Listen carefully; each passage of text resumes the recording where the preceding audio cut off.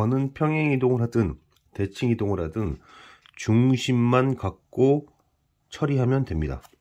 그런데 이 원이 이 기울기가 플러스인 직선에 접하고, 지금 직선에 대해서 대칭시킨 원이 다시 이 직선과 접하는데 Y축에 접한다는 중요한 정보를 주고 있습니다.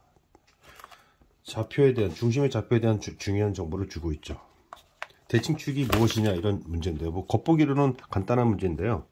원의 중심이 3,1이니까 얘를 중심으로 잘 봐야 돼요. 이러한 원이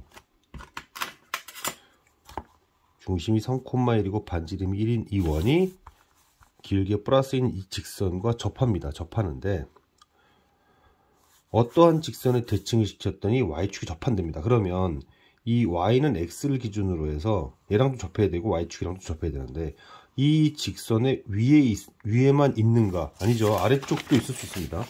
직선에 접하지만 Y축에 접한 이런 원도 있을 수 있어요.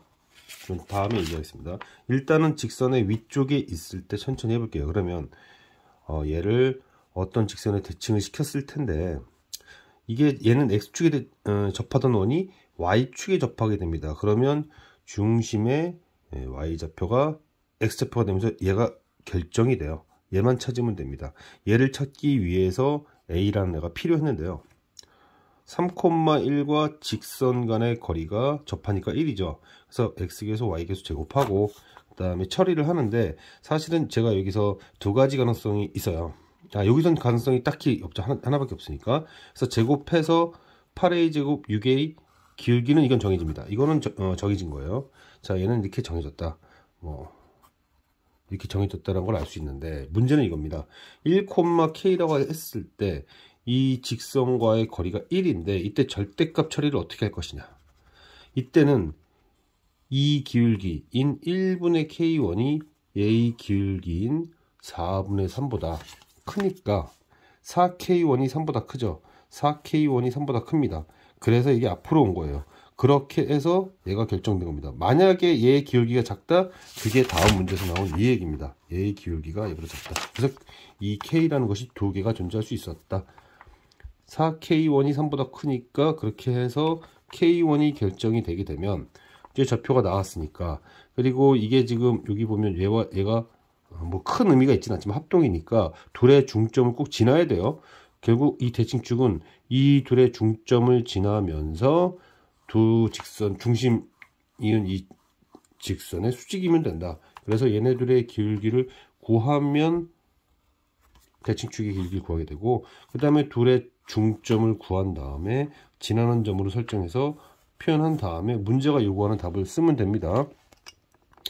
자, 이게 이 직선의 위쪽에 있을 수도 있지만 아래쪽에 있을 수도 있다고 했죠. 똑같은 얘기가 될 텐데요. 중심과 직선 간의 거리가 1인데 이때는 얘의 기울기인 1분의 K2가 얘의 기울기 4분의 3보다 작으니까, 그래서 이때는 3이 더 앞으로 오게 됩니다. 그렇게 돼서 여기서 사실 바로 할 수도 있었던 부분인데요. 이 부분에서 이 기울기가 얘보다 컸다는 것 때문에 이때는 4K가 앞으로 왔었고, 이때는 얘의 기울기가 얘의 기울기보다 작으니까 3이 앞으로 와서 K가 결정됐고, 그렇게 되면 점이 결정되면서 이 점과 이 점의 중점을 잡아야 되고요. 중점을 잡아야 되고, 그 다음에 둘의 기울기를 구해서 마이너스 역수를 취하면 나옵니다. 그러니까 대칭축이 두 개가 서로 다른 게 나오게 되는 거예요.